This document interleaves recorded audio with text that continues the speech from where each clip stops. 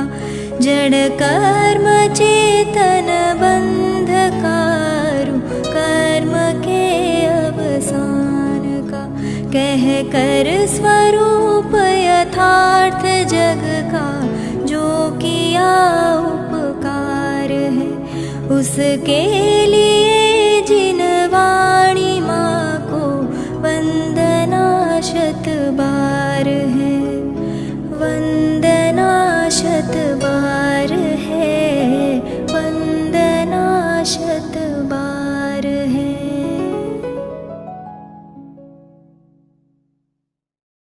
है देशना सर्वोदय महावीर के संदेश में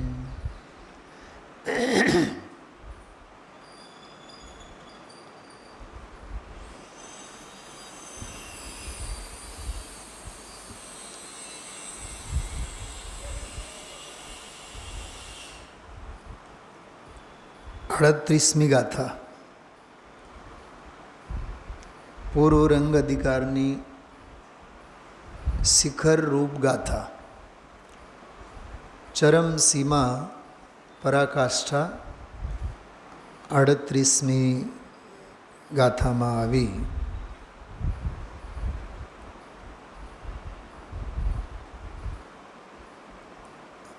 तीर्थंकर तुल्य वाणीनो योग जे पूज्य गुरुदेव श्री ने छे होय हतु एवानी धर्म सभा में पण केटलाक जीवो एवा होय जे भाणे पीरसातुं होय एने धीरजताथी माणता न होय। एक भाई नवीन भाईनी बात करी। 36मी અને 37मी गाथा चालती हती। भाव्य भावक भावोथी भेद ज्ञान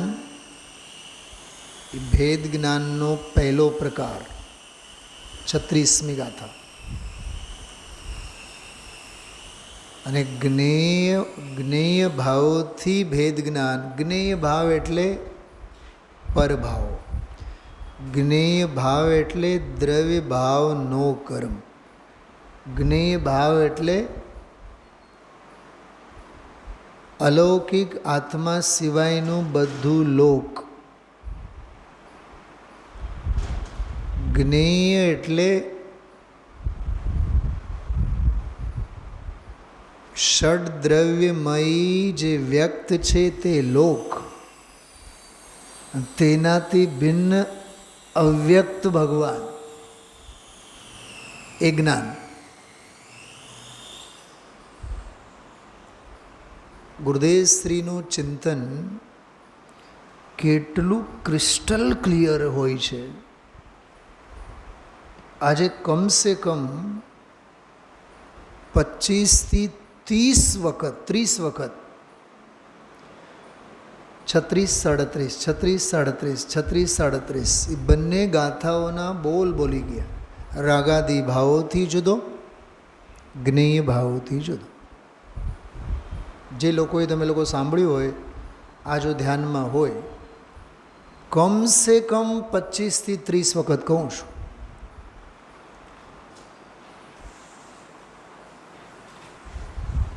કેમ કે 38મી ગાથામાં હવે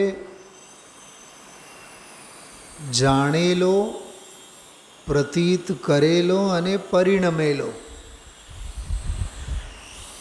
શ્રદ્ધાએ, જ્ઞાને અને આચરણ પક્ષે ભલેને આંશિક રૂપે એટલે જેની હજી દ્રષ્ટિભર ખુલી દ્રષ્ટિભર ખુલી છે પણ જ્ઞાને ખીલ્યું છે અને આચરણ પણ ખીલ્યું છે। શું કીધું આ? એને દ્રષ્ટિ મોક્ષ કહેવાય। સર્વગુણાંશ તે સમ્યક કહીએ છીએ।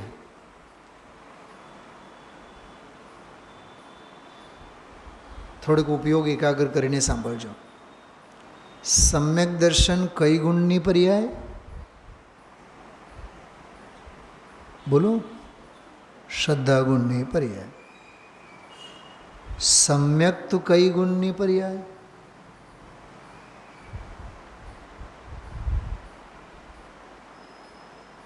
કાં બધા ગંભીર થયા? બોલો કંઈક. પહેલાં યાદ રાખો, સર્વગુણાંસ્તે સમ્યક. હવે પછી બોલો, સમ્યક તો કઈ ગુણની પર્યાય? કંઈક સમજાય છે? એટલે તમે સમ્યક્તને માત્ર શ્રદ્ધા ગુણ સાથે નહીં જોડો. અનંતે અનંતા ગુણોનું સમ્યક પરિણમન, એનું નામ સમ્યક્ત્વ. છડાળા કે બાલબોધ વગેરે ભણાવવામાં આવે ત્યારે બાળકોને એવું ભણાવવામાં આવે, મિથ્યાત્વ એટલે માત્ર મિથ્યા દર્શન નહીં, અને સમ્યક્ત્વ એટલે માત્ર સમ્યક દર્શન નહીં. મિથ્યાત્વ એટલે મિથ્યા દર્શન, મિથ્યા જ્ઞાન, મિથ્યા ચારિત્ર, અને સમ્યક્ત્વ એટલે સમ્યક દર્શન, સમ્યક જ્ઞાન અને સમ્યક ચારિત્ર. તો એ બાળકોને પણ જે ભણાવવામાં આવે છે ને, એ એકની જગ્યાએ 3 પોઈન્ટ અહીંયા આ સ્વાધ્યાય ચાલે છે. આ તત્વના ઊંડા રહસ્યો આપણે, આ કેવળીની કોલેજ છે ભાઈ ઇન્દ્રભાઈ. આ કોઈ સેકન્ડરી હાયર સેકન્ડરી સ્કૂલ નથી, બાળ મંદિર નથી, આ બાળપોથી નથી. સમયસાર સાંભળીએ છીએ. સમ્યક દર્શન શ્રદ્ધા ગુણની પર્યાય. બાળબોધનો બાળક બોલે સાચું. વિતરા વિજ્ઞાનના ભાગ સુધી વાંચતો જાય અને એને ગુરુજીએ ભણાવ્યા હોય કે સમ્યક્ત્વ એટલે શ્રદ્ધાનું, જ્ઞાનનું, ચારિત્રનું સમ્યકપણું. એ સાચું, પણ અહીંયા ઓલો એકે અર્થ નહીં લેવાનો અને ઓલા 3 અર્થે નહીં લેવાના. અહીંયા જુદું લેવાનું. સર્વગુણાંશ તે સમ્યક.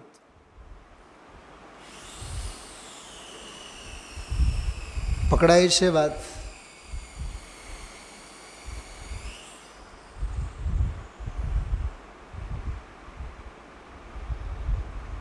પૂજ્ય બહેનશ્રીનો વચનામૃત 322-23 નંબરના બોલો, 120 નંબરનો પ્રવચન સાંભળો.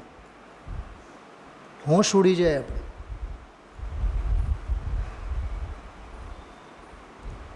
મેં તો આ પરમેશ્વર સ્વભાવને ભૂલી ગયો હતો, પોતે જ એને જાણીને પ્રતીતિમાં લીધી અને આચરણ કર્યું. એટલી વાતને સમજાવવા માટે ઓલો પ્રવચનનો અંશ મેં મારી હાથ વગેરે રાખેલું છે. થોડુંક વાંચી સંભળાવીશ તમને. અધ્યાત્મ ક્રાંતિ કેવી હોય, હૃદય પરિવર્તન કેવું હોય. શું કીધું?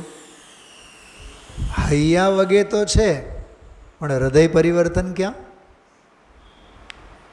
હાથ વગે તો છે, પણ મોઢામાં ક્યાં? કેટલો ફેર? હાથ વગે હોવું એ તો શાસ્ત્રોમાં, અને હૈયા વગે હોવું એ તો હૃદયમાં, શ્રદ્ધામાં, જ્ઞાનમાં, આચરણમાં. જો ચારિત્ર શબ્દ નથી આવ્યો, મને તો ખરેખર બહુ આનંદ આવ્યો.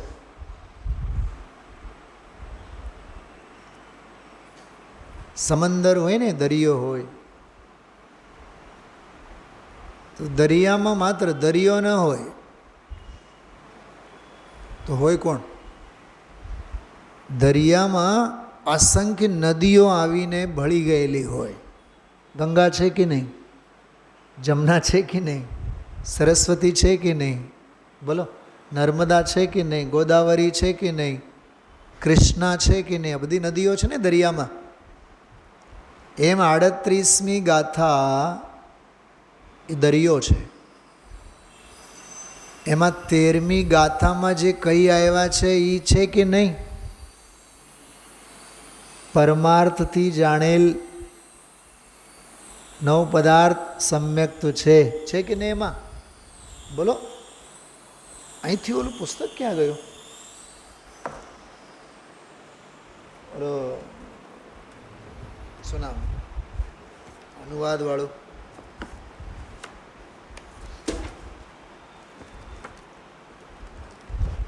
ગાથાઓ છે ને જેમાં બધી ગાથાઓ શાસ્ત્ર સ્વાધ્યાય કાલે પણ મને યાદ આવતું શું કીધું 13મી ગાથા આવી કે નહીં આજે એનું અનુસંધાન આવ્યું કે નહીં જો હું કહું છું સાંભળજો બહુ ઉપયોગ એકાગ્ર કરીને સાંભળજો ભૂતાર્થથી જાણેલ જીવ અજીવ વળી પુણ્ય પાપને આ સર્વ સંવર નિર્જરા બંધ મોક્ષ તે બોલો શબ્દ બોલો બંધ મોક્ષ તે કા સમ્યક દર્શન છે એમ કા ના બોલ્યા સમ્યક્ત છે એમ કામ બોલ્યા સમજાવે છે સમ્યક્ત ગણાવે છે 9 સર્વગુણાંસ્તે સમ્યક્તી વાત સમજવી તો ભૂતાર્થથી જાણેલ બેન શલાબેન તો 38મી ગાથામાં શું આવ્યું પોતાના મુઠ્ઠીમાં રાખેલ સોનું ભૂલી ગયો હતો અને ઉદાસીન પરમ ઉદાસીન ગુરુ વડે યોગ્ય ગુરુ વડે ને એ જેને નિરંતર સમજાવવામાં આવ્યું સંભળાવવામાં આવ્યું એમ નહીં સાંભળવું ફોક સમજવું કામનું 5મી ગાથામાં પણ દાયે હમ જો હું દેખાડીશ એવું કીધું છે જો હું તને સમજાવીશ એવું નથી કીધું કેમ કે આચાર્ય પોતે સમજે છે આ માર્ગ સમજાવવાનો માર્ગ નથી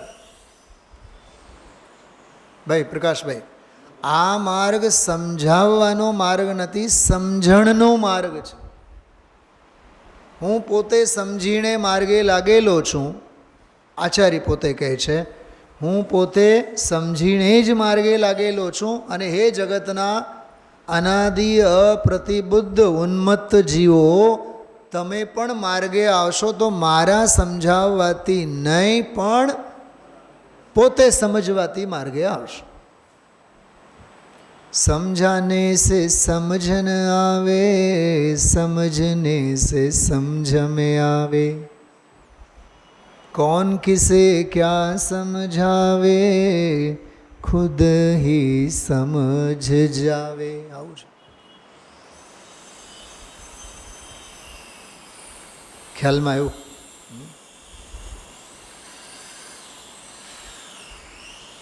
એક પંક્તિ સાંભળો 1 વાર 2 વાર 3 વાર બોલું છું પછી લખવું હોય તો લખજો પણ પહેલાં સાંભળો अपना सुख है कितना दूर શું ગાયું अपना सुख है कितना दूर जवाब સાંભળો हम हैं जितने अपने से दूर ફરીથી अपना सुख है कितना दूर પોતાનું સુખ કેટલું દૂર हम हैं जितने अपने से दूर આ 38મી ગાથા બતાવે છે તું તારાથી જેટલો દૂર તારું સુખ એટલું જ દૂર હવે એનો સવળો પક્ષ તું તારા જેટલો નજીક તારા સુખના શ્વાસ પણ તારી પાસે નજીક अपना सुख है कितना दूर जितने हैं हम अपने से दूर जितने हम अपने से दूर જેટલા આપણે આપણાથી આઘા સુખ સાતા ચૈન આપણાથી આઘા જૈન દર્શન વર્તુળ વધારવાનું દર્શન નથી વર્તુળને ટૂંકાવવાનું દર્શન છે. કેમ કે વધારવામાં સંસાર છે, ટૂંકાવવામાં સમયસાર છે.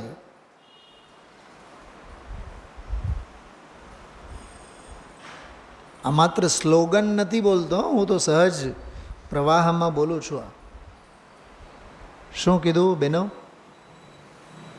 સંસારનું વધવું અરે સમયસારને પામી જવું, એવું લખ્યું છે.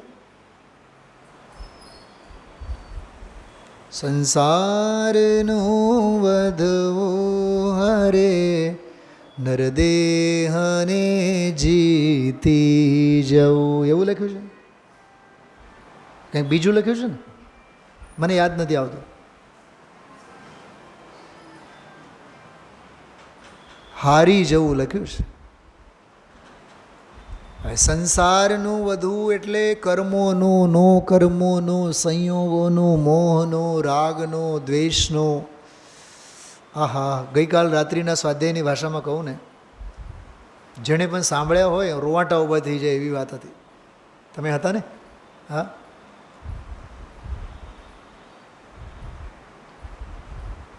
ગ્રંથોની ઓથે નહીં રહો તો ગ્રંથિઓ તો છે જ.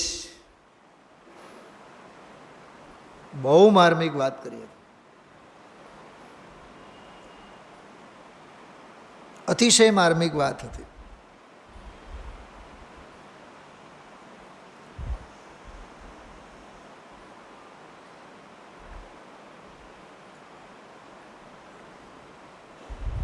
પ્રવચન સાર 200મી ગાથામાં એક બહુ અદ્ભુત શબ્દનો પ્રયોગ છે, મુમુક્ષુઓને પણ. બતાવીશ તમને, હમણાં કાઢીને બતાવીશ.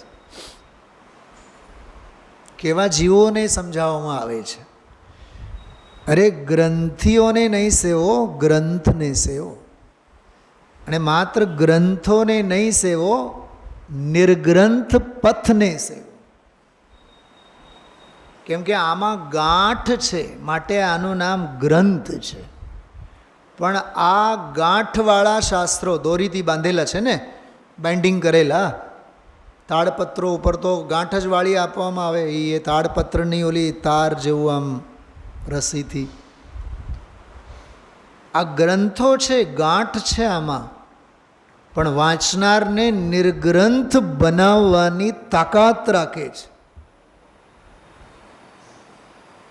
સામેવાળો અનાદિ અપ્રતિબુદ્ધ છે, પણ સમજાવનાર ગુરુની વાણીમાં સાતિશયતા એવી છે, ઓલો પ્રતિબુદ્ધ બની જાય છે. છતાં પ્રતિબુદ્ધ તો એના બળે જ બને છે, ઓલા એ સમજાવવા માટે નહીં. નિમિત્તની નિરપેક્ષતા, ઉપાદાનની જ સાપેક્ષતા. ઉપાદાન તો અશુદ્ધ છે, અનાદિ અપ્રતિબુદ્ધ. પણ સમજાવનાર નિરંતર ગુરુ એ તો સકલ જગતથી ઉદાસીન, નિર્ગ્રંથ, નિર્વિણ્ણ. શબ્દ શું હતો? નિર્વિણ્ણ શબ્દ હતો. નિર્વિણ્ણ, નિર્વિણ્ણ ગુરુ, ઉદાસીન ગુરુ.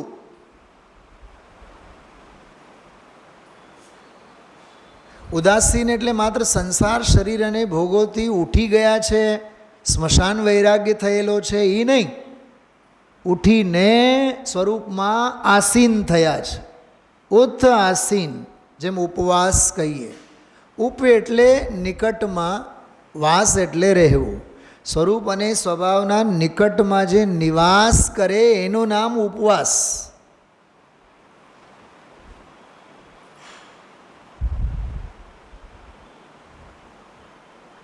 તો ખ્યાલમાં એવું સમ્યક્ત્વ, સર્વગુણાંસ્તે સમ્યક્ત્વ.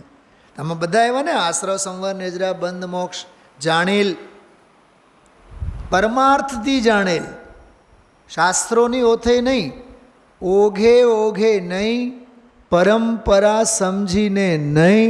અમારી તો પરંપરા છે, અમે તો સમયસાર વાંચીએ, અમારી તો પરંપરા છે. ઘણા તો એમ કે અમારી તો પરંપરા છે, અમે તો મૂળ શાસ્ત્રો વાંચીએ.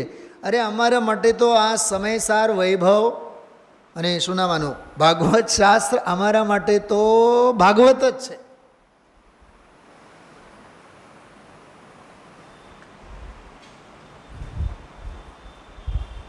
એક વડીલ મુમુક્ષુ છે,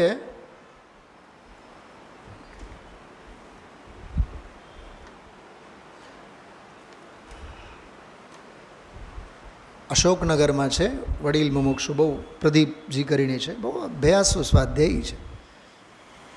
મને એમ કહે કે એ ક્યાંક વ્યાખ્યાન માટે ગયા હશે, તો એની તો પદ્ધતિ આવી જ છે, જે રીતે આપણે આ ગુરુદેવશ્રીના પ્રવચનો, પછી એનું સરસ અર્થઘટન અને એની બધી અદ્ભુત ચર્ચા, ગુરુદેવશ્રીના હાર્દને ખોલવાનું.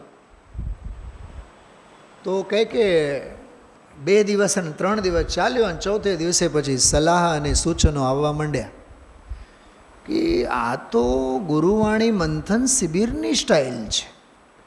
તમે તો સીધા શાસ્ત્ર અને ટીકામાંથી સીધા અમને ભણાવો. મને બતાવો એ સભામાં જે કોઈએ પણ કીધું હોય, ભાણે જે પીરસાતું હોય એને માટેની લાયકાત છે એ જીવોને. એને એટલું તો ખબર પડે છે ને કે ગુરુદેવશ્રી જેવા મહાપુરુષનો હાર્દ હું સમાજને આપું, ઈચ્છે જ નહીં બહારમાં. એ તો કેટલા પવિત્ર ભાવથી ગુરુદેવશ્રીના હાર્દ, ગુરુદેવશ્રીના વચનો. ચોથે દિવસે એણે કીધું કે ભાઈ મારી શૈલી, મારી પદ્ધતિ તો આ જ છે, તમને માફક આવે તો હું રહું, ને તો હું નીકળી જાઉં. વળી પાછું 5મે દિવસે એ જ સલાહ સૂચન, પણ એને ધારા નહીં છોડી. અને પછી જતાં જતાં એણે કહી ગયા કે હવેથી તમે મને બોલાવો તો આ પદ્ધતિ અને આ શૈલી તમને ગમતી હોય તો જ મને બોલાવો, બાકી તમે મને બોલાવતા નહીં.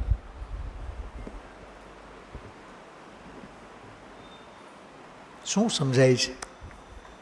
તો આ ગાથા આવી કે નહીં બતાવો તમે. હા, 13મી ગાથા.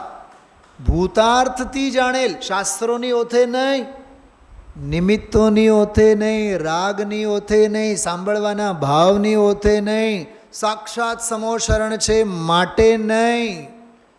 કુંદ કુંદ દેવની હારે વિદેહ ક્ષેત્રમાં ગયા છે તો હલો હલો હલો આપણે જાણી લઈએ, જાણવા માટે જાણી લઈએ એમ નહીં.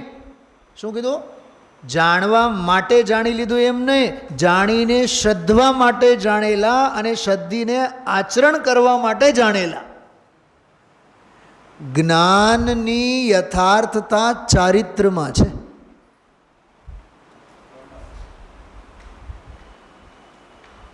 શું કીધું? જ્ઞાનની ચરિતાર્થતા, સાર્થકતા શેમાં છે?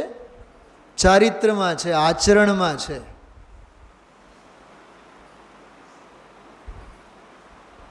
ખ્યાલમાં આવે છે? ક્રિયાહીનમ જ્ઞાનમ નિષ્ક્રિયમ. ક્રિયા વગરનું, ક્રિયા એટલે આચરણ, પરિણમન. આચરણ એટલે પરિણમન, બાહ્ય આચરણની વાત નથી. સીધી વાત સરળ શબ્દોમાં કહીએ, ઓલી તમે ઢીંગલીની વાર્તાઓ સાંભળી હોય, 3 ઢીંગલીઓ એક સરખી, એકની કિંમત 1 લાખની, બીજાની 10,000ની, એકની 100 રૂપિયાની, એકની 1 લાખની, બીજાની 1000ની, એકની 10 રૂપિયાની. તો સરખી સરખી જ છે ને બધી. તો રાજાએ મંત્રીઓને કીધું કે આ વેપારી આવ્યા છે, અને વેપારી પણ બુદ્ધિશાળી હતો. કે રાજાને બહુ અભિમાન હતો કે અમારી સભામાં તો બહુ મોટા મોટા બધા જાણકાર બેઠા છે. તો ઓલાને કંઈક ઢીંગલીઓ વેચવાનો ધંધો નહોતો કરવો, એને તો સભાની પરીક્ષા લેવી હતી, કસોટી લેવી હતી. જોઈએ રાજા ભોજને. રાજા ભોજ એટલે કોણ ખબર? રાજા ભોજ એટલે જેના ગામે ભક્તામર સ્તોત્રની રચના થઈ. ધાર નગરી છે, ધાર. ધારા પણ કહેવાય, ધારા નગરીના એમ, પણ ધાર હાલમાં તો એને ધાર શબ્દથી પોકારવામાં આવે છે. ધારા, ધાર, ચારે બાજુથી કિલ્લા બંધ. એ ગામમાંથી બહાર નીકળો એટલે એવું લાગે જાણે કોઈક મહેલમાં આપણે જઈએ છીએ. અંદર જઈએ ત્યારે પણ અને બહાર નીકળીએ ત્યારે પણ એવી સાંકરી ઓલો ગેટ અને ત્યાંથી એવા રસ્તાઓ, જેમ જયપુરથી દિલ્હી તરફ જઈએ ને તો ઓલા ગેટમાંથી જ જવું પડે. જયપુરમાં એ ચારે બાજુએ 4 ગેટ છે, કોઈ દિશામાંથી પણ તમે આવો ગેટમાંથી જ જવું પડે. તો એ રાજા ભોજ, એની બહુ વાર્તાઓ આવે એવી પ્રેરણાદાયી. એને બહુ અભિમાન હતો કે અમારા રાજ્યમાં તો બધા બહુ વિદ્વાન પુરુષો છે. તો ઓલા વેપારી આવ્યા, હાલો ને આપણે કસોટી કરીએ. 3 ઢીંગલીઓ લઈ આવ્યા, લાખની, 1000ની અને 10 રૂપિયાની. કીધું કે રાજાએ થોડોક અચરજમાં પડી ગયા કે આવું કેમ હોય, 3 એક સરખી અને તમે આવું બધું બોલો. એ કંઈ નહીં, હું તો કહીશ, પણ તમારામાં હિંમત હોય અને તમારી સભામાં કોઈનામાં પણ હિંમત હોય તો આ 3માં કિંમતમાં કેમ ફેર છે એ સમજાવો, હું મફતમાં એ ઢીંગલીઓ આપી દઈશ. આ આજનો એક્ઝામનો પેપર. બધા ચકિત થઈ ગયા. તો બીરબલ જેવો એક મંત્રી હતો, એમાં રાજા ભોજના દરબારી કવિઓમાં, જો કે વિક્રમાદિત્ય પણ કહેવામાં આવે છે, રાજા ભોજના સંદર્ભમાં પણ કહેવામાં આવે છે. તો કવિ હતા કાલિદાસ. તો કવિ કાલિદાસને કામ સોંપવામાં આવ્યું કે તમે જાઓ, આ 3 ઢીંગલીઓના ભાવમાં ફેર શું તમે બતાવો. તો ગયા એ કે મને 3 દિવસ આપો, ઉતાવળે આંબા નહીં પાકે, હું 3 દિવસ લઈશ. 5મી ગાથાની ભાષામાં બોલું, આગમનું સેવન કરીશ, પછી બોલો યુક્તિઓનો અવલંબન લઈશ, પરાપર ગુરુઓનો ઉપદેશ, એનાથી મળેલો બ્રહ્મ, શબ્દ બ્રહ્મ, શુદ્ધાત્મ બ્રહ્મ, એની ઉપાસના કરીશ અને સ્વાનુભવ પ્રત્યક્ષ કરીશ. અને પછી 38મી ગાથામાં હું ઊભો થઈને નાચતો થઈશ, અહમે કો ખલું શુદ્ધો. રૂપક સમજાણો? કાંઈ વાંધો નહીં. હવે આવ્યા, એણે બધું પ્રેક્ટિકલ કરીને બતાવ્યું. ભાઈ ઇન્દ્રભાઈ સાંભળશો તો રૂવાટા ઉભા થઈ જાય. એને કહે કે એક નાનકડી દોરડી લઈ આવો. આ 3માં છે ને કાનમાં કાણાઓ છે, એક કાણાઓ છે. કે મારી 4 વર્ષની દીકરીને હું જોઉં કે કાણામાં આપણે કંઈક સળી બળી નાખીએ, એકના કાનમાં નાખ્યો તો બીજા કાનમાંથી સળી બહાર નીકળી ગઈ, એકને કાનમાં નાખ્યો તો મોઢામાંથી બહાર નીકળે. તો કહે છે કે આજે જેના એક કાને સાંભળેલી વાત બીજા કાનમાંથી નીકળી ગઈ ને, એ ઢીંગલીની કિંમત 5 રૂપિયાની, 10 રૂપિયાની. બીજી જે છે ને, જે કાનમાં નાખ્યા બાદ મોઢામાંથી નીકળી ગઈ, જયપુરમાં ભણેલી હતી ઢીંગલી. સમજી ગયા તમે લોકો? એની કિંમત 1000 રૂપિયાની.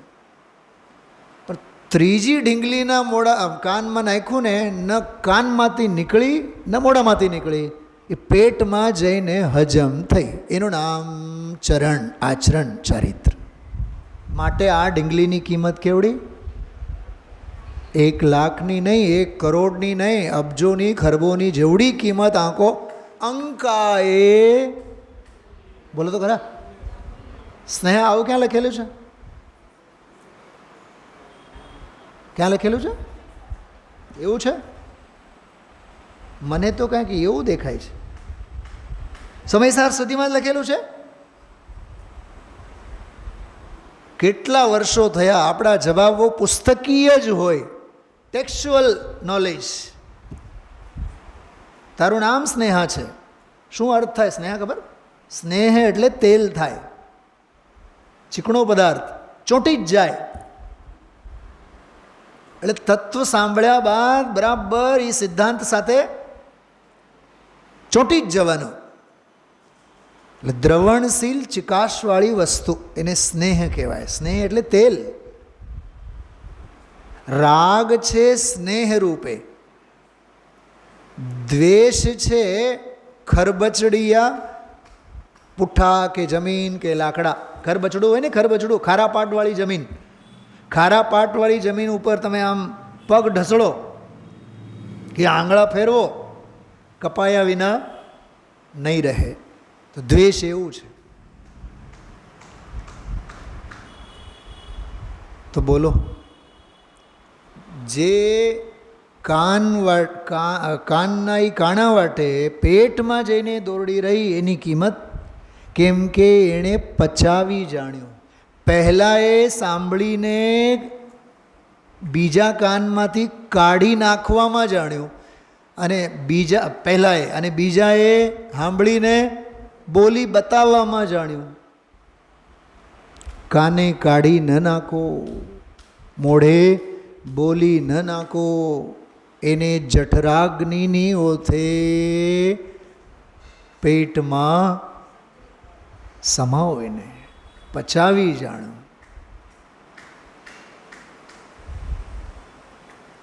હાઈ ફાઈ ડાયજેશન પાવરવાળો જીવ 38મી ગાથામાં છે. શું કીધું બેન? છેલ્લા બેન શું કીધું? મેં થોડીક તમે બેઠા છો ને એટલે મેડિકલ લેંગ્વેજમાં થોડીક આ બધી વાત આવે. આપણે પણ શીખીએ ને, વિદ્યાર્થી જ છીએ. હાઈ ફાઈ એક્સ્ટ્રોર્ડિનરી ડાયજેશન પાવરવાળો જીવ છે. કોણ? 38મી ગાથાવાળો. 19મી ગાથાવાળાની તો બેચારાની હોજરી જ ખરાબ છે. 19મી ગાથાવાળાને શું કહેવાય? એલો કોન્સ્ટિપેશન શું કહેવાય? એ મને શબ્દ જ યાદ નથી રહેતો. એલો હા, કોન્સ્ટિપેશન. હું પહેલાં એમ બોલતો કોન્સ્ટિટ્યુશન. હા, કોન્સ્ટિપેશનવાળો જીવ છે.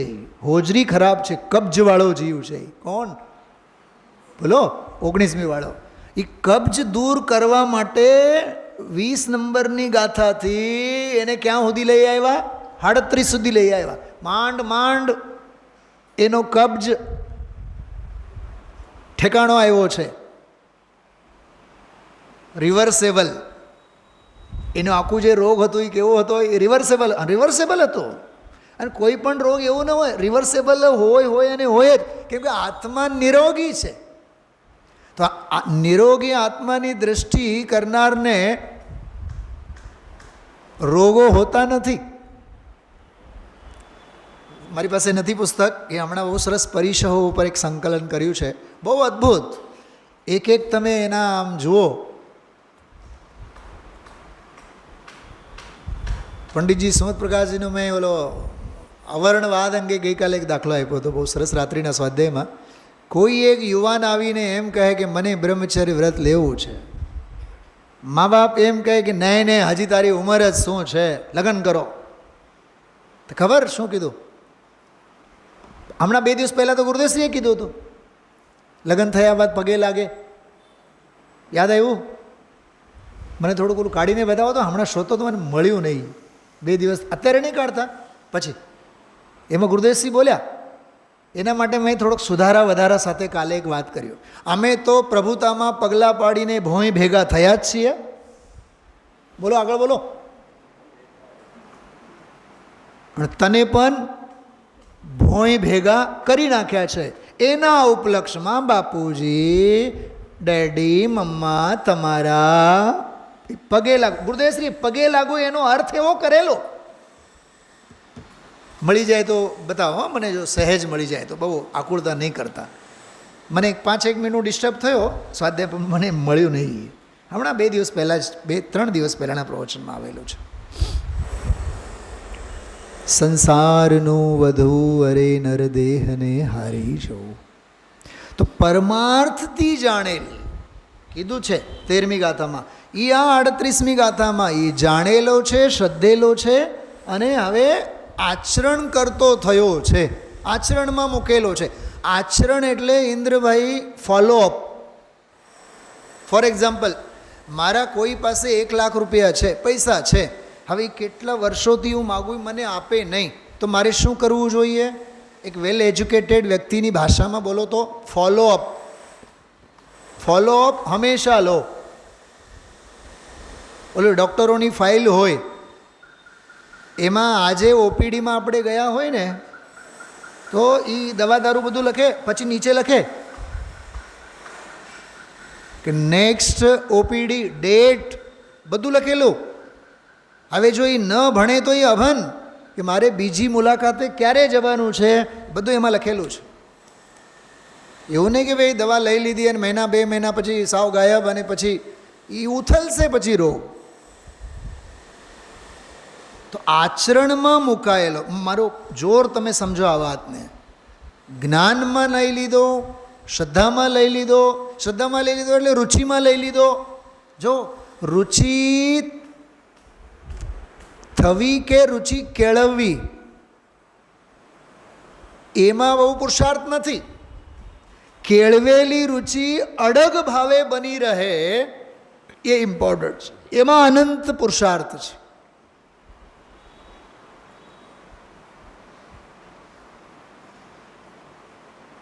નિજ આત્મા કી રુચિ સંવર.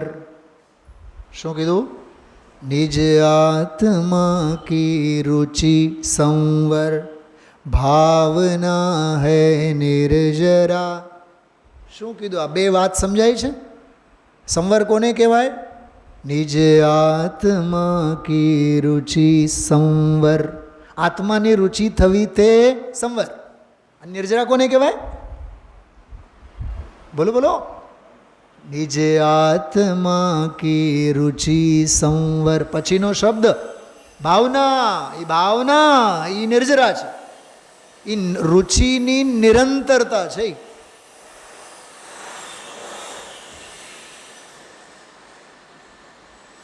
ચેમ્પિયન થવું બહુ મોટી વાત નથી, પણ એઝ એ ચેમ્પિયન સ્ટેબલ બની રહેવું એ અનંત પુરુષાર્થનું કામ છે. શું કીધું?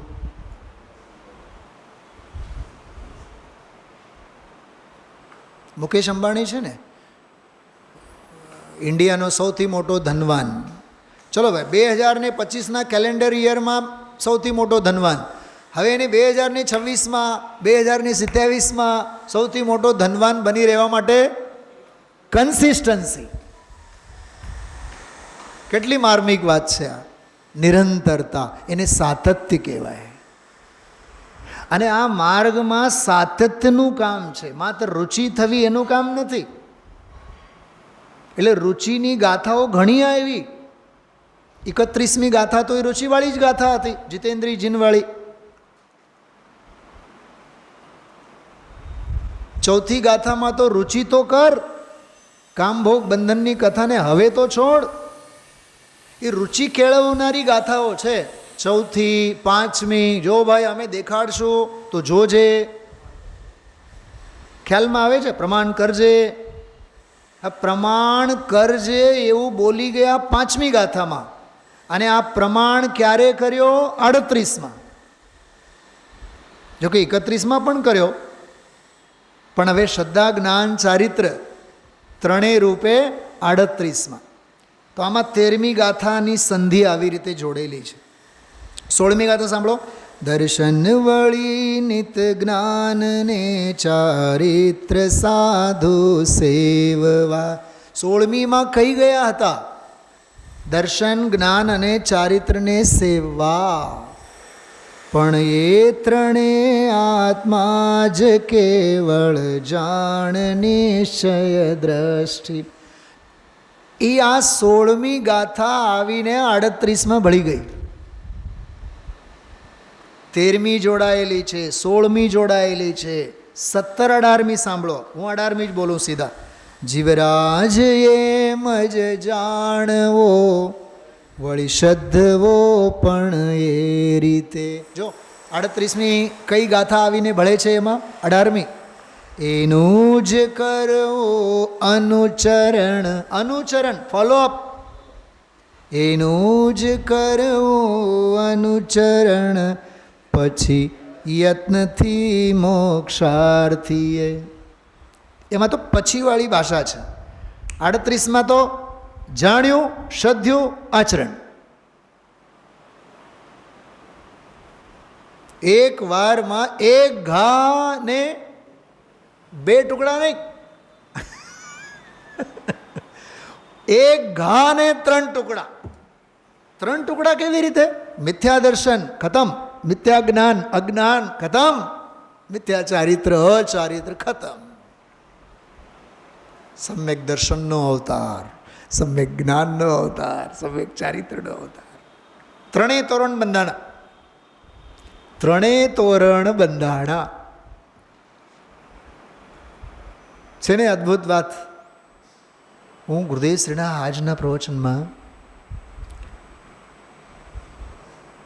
પહેલી 37 ગાથાઓમાંથી કઈ કઈ ગાથા આમાં આવીને ભળે છે, મારા ચિત્તમાં આજે કમસે કમ 15, 20, 25 મિનિટ સુધી આ વિષય ચાલ્યું હશે.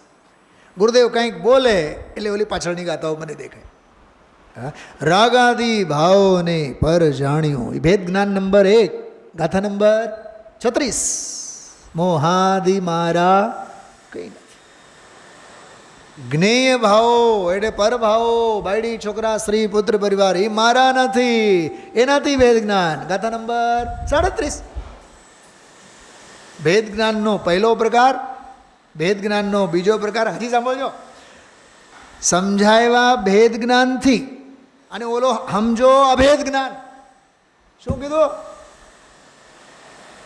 શું સમજાય છે?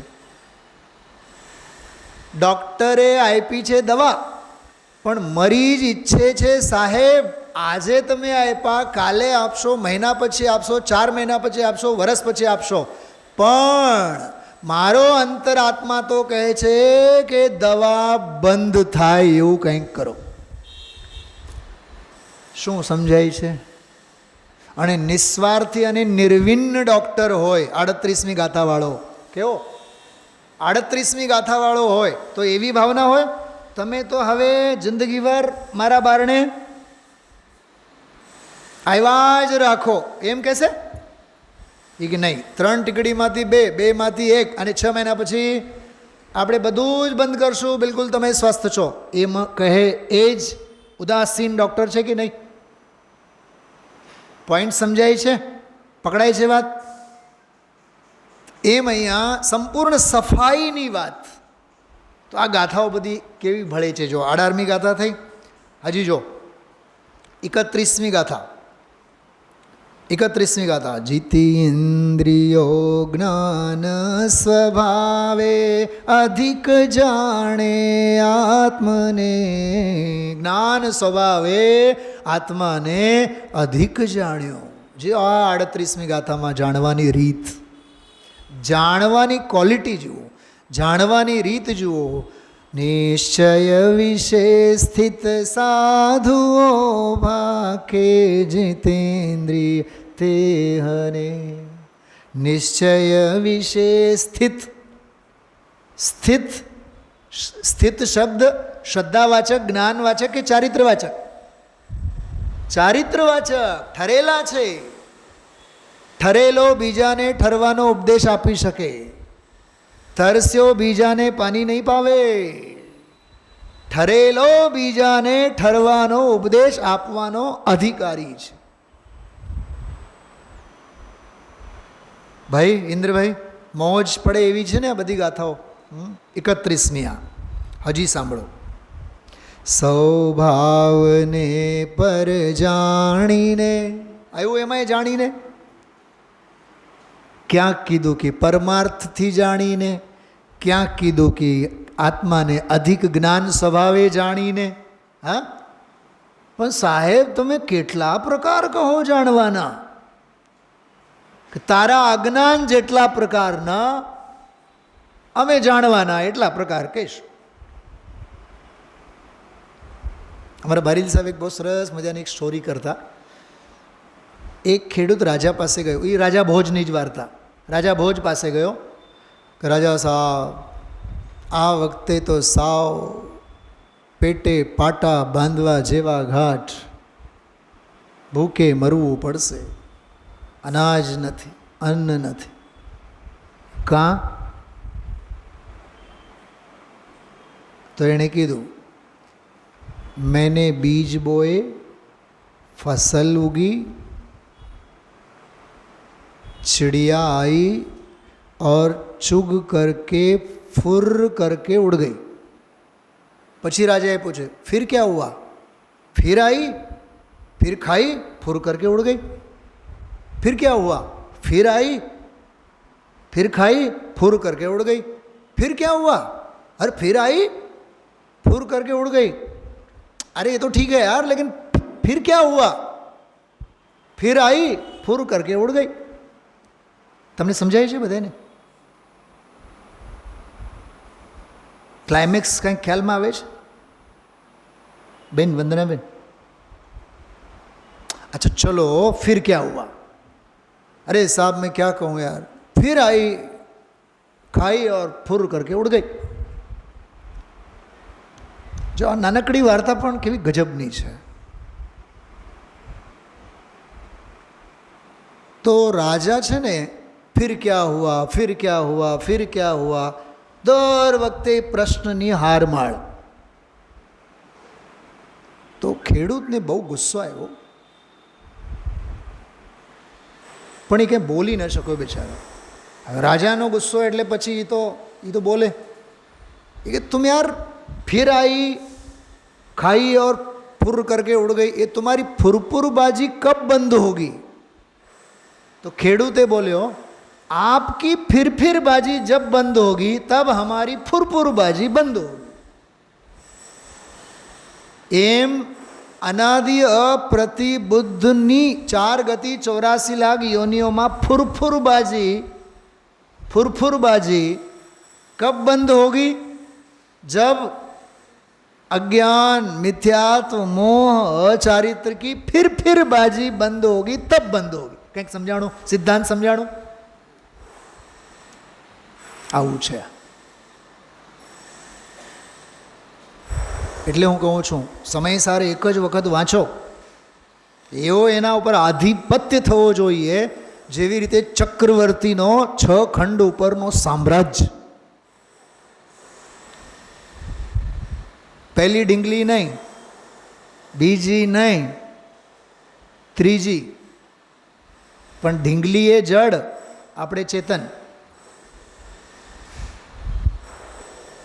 તો સમજાણું? આ સૌભાવને કરો। હવે સૌભાવ એટલે કયા ભાવ? 19મી ગાથા યાદ કરો।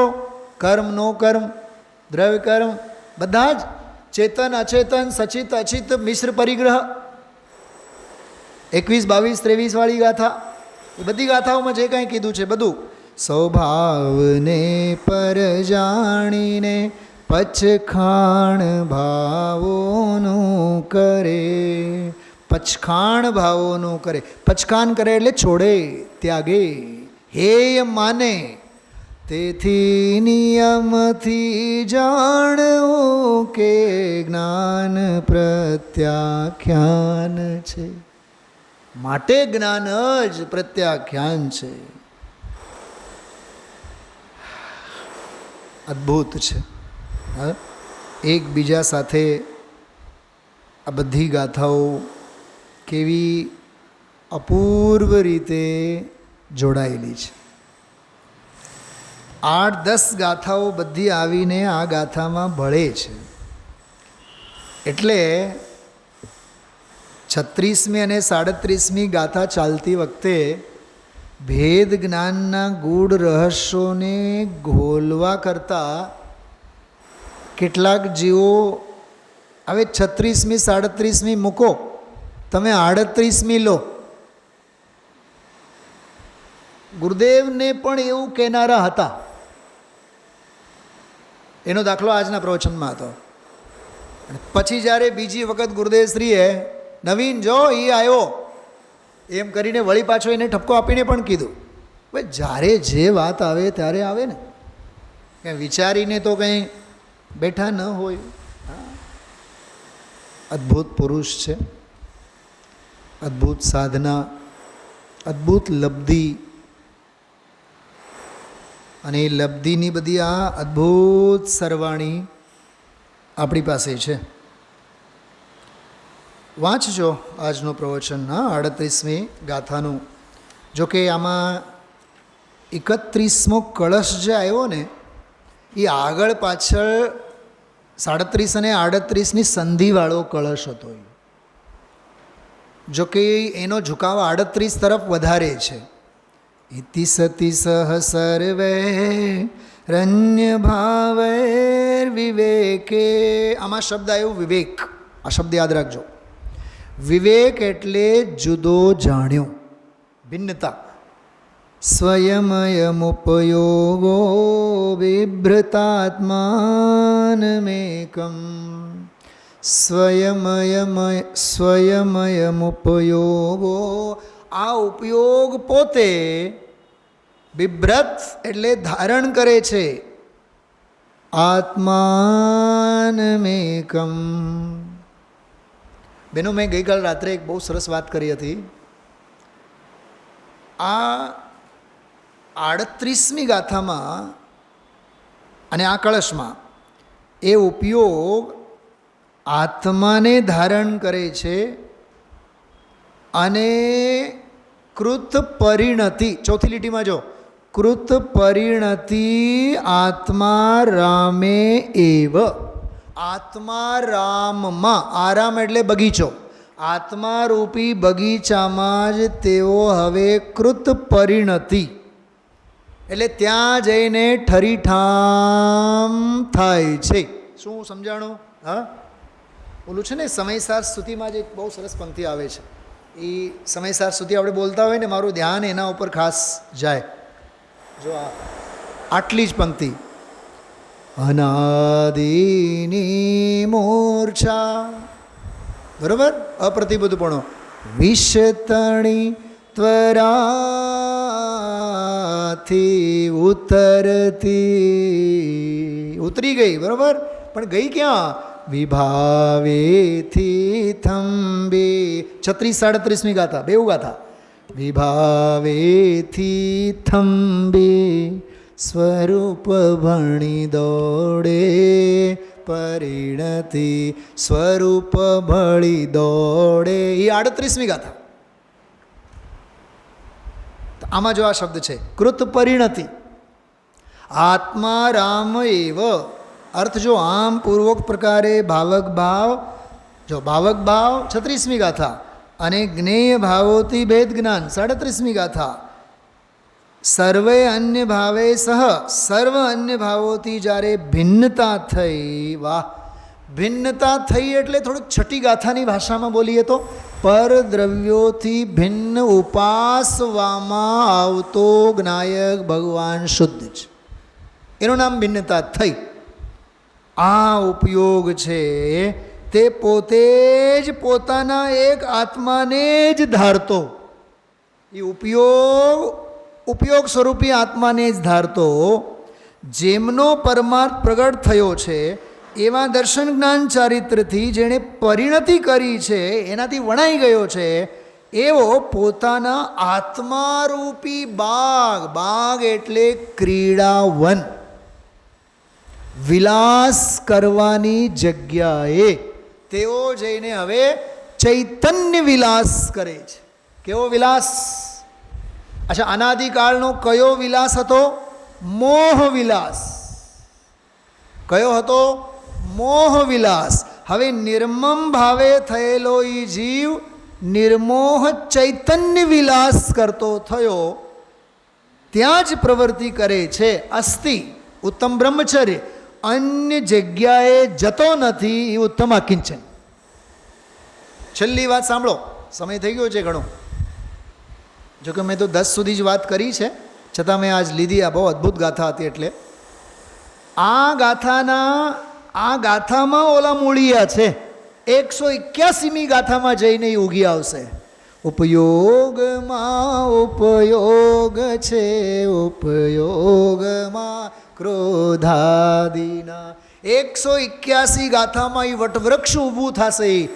સંવર અધિકારની પહેલી ગાથા, એના બીજડા 38મી ગાથામાં ઉપયોગ સ્વરૂપી ભગવાન આત્મામાં જઈને એ બાગમાં હવે એ રમતો થયો. ઇન્દ્રભાઈ, રમતો થયો એટલે એ બીજની વાવણી 38મી ગાથામાં થઈ. અને વાવણી કેવી કરવાની, એના માટે ખેતરનું ખેડાણ કેવો કરવો, એ 37મી ગાથા સુધી થઈ. એ બીજ કયા? છઠ્ઠી ગાથામાં એના બીજની વાત કરી છે. બિયારણ છઠ્ઠીમાં છે. બિયારણ વિનાના ભટકનારાની નોંધ ચોથીમાં છે. એ બિયારણને પોખવાનું કેવી રીતે? 31, 32, 33માં છે, 13માં છે, 16માં છે, 18માં છે. અને એ બિયારણનું ક્રિએશન કરનારા કોણ છે? એ 27, 28મી ગાથામાં છે. અને એ બિયારણનું નામ લેતા પહેલા, એ બિયારણની વાત કરતા પહેલા અનંતા સિદ્ધોની સાક્ષીએ વાત શરૂ કરી. વંદિતુ સર્વ સિદ્ધે. શું સમજાય છે?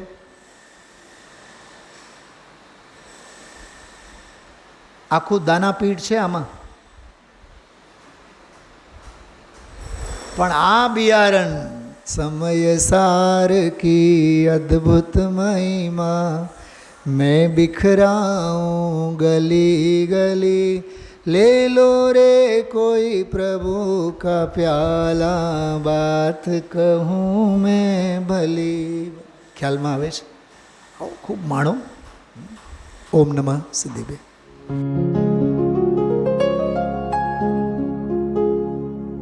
निज निधि निज में बताए यह अनंत उपकार है उसके लिए जिन वाणी माँ को वंदना शत बार है वंदना शत बार है वंदना शत बार है.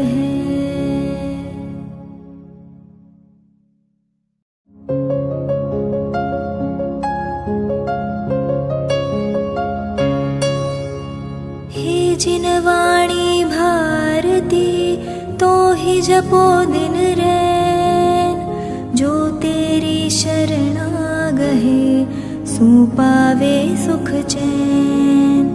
जा वाणी के ज्ञान ते सूझे लोकालोक सो वाणी मस्तक नवो सदा देत हो ढोक सदा देत हो